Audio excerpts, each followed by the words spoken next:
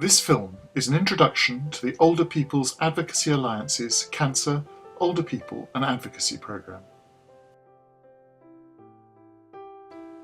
Advocacy is a one-to-one partnership between a trained independent advocate and an older person who needs support in order to secure or exercise their rights, choices and interests. Advocates perform a vital role in our society. They support older people to speak up, ensure that they are listened to, and that they have access to all of the information that can help them make important decisions. Now there is an advocacy service specifically designed for older people affected by cancer.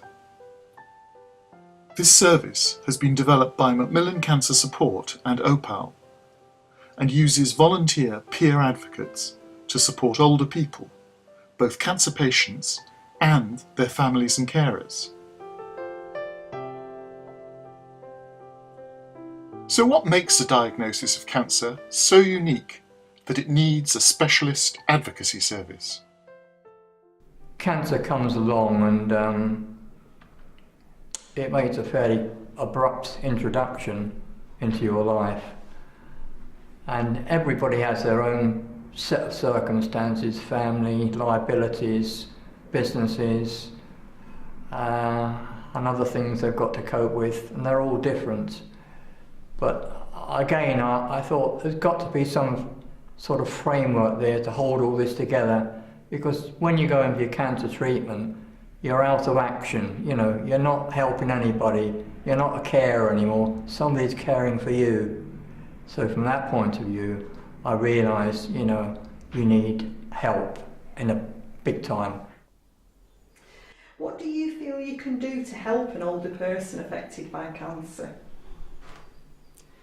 I can offer them support, which helps them emotionally, to know that there is somebody on their side and going to help them through the process. I can attend hospital appointments with them. I can attend chemotherapy appointments with them. I can help them with any finance issues with regard to signposting them to other services, if there are financial implications for them.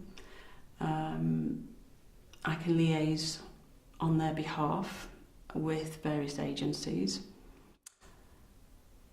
Generally support them throughout the process. You need somebody in your life that you can say all the things that need to be said that you can't say. Advocacy gives you that, and it is the only thing that gives you that. The medical people will take care of your health. They will do everything they can.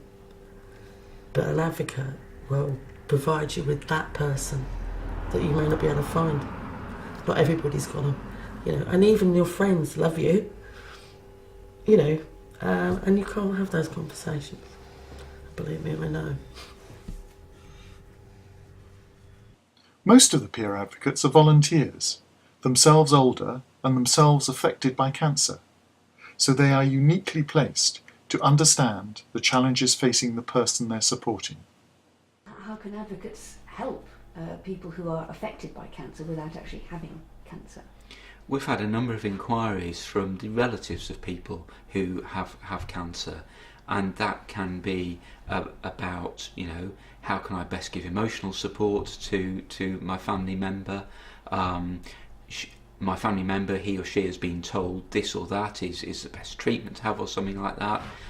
Is there any way that I can sort of check that out or find out more about that?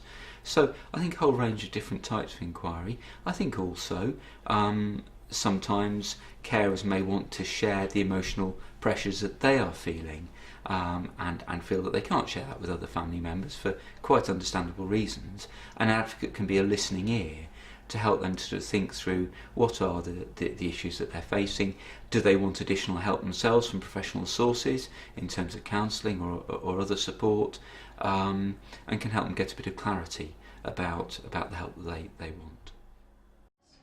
So I think what an advocate can do to support the healthcare system and healthcare professionals, such as a Macmillan nurse, is that they can add that additional value in terms of providing a range of additional support and signposting to things outside of just the clinical focus.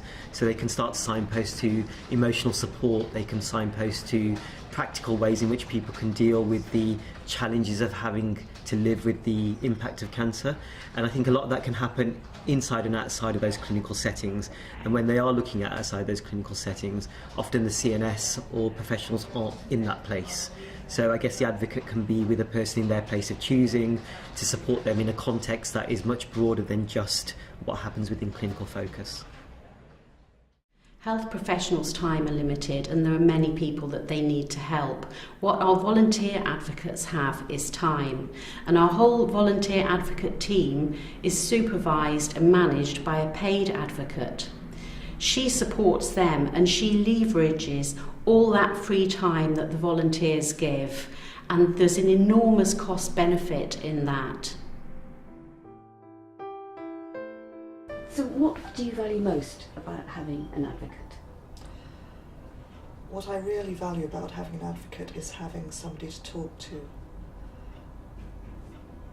talk problems over with, and to have somebody to help me to figure out how to sort those problems out.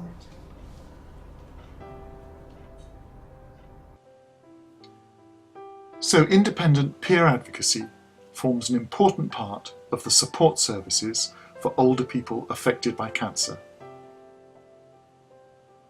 We hope that you will want to find out more about this service in your local area, and you can do so by visiting the website of your local advocacy service or the website of the Older People's Advocacy Alliance, www.opal.org.uk.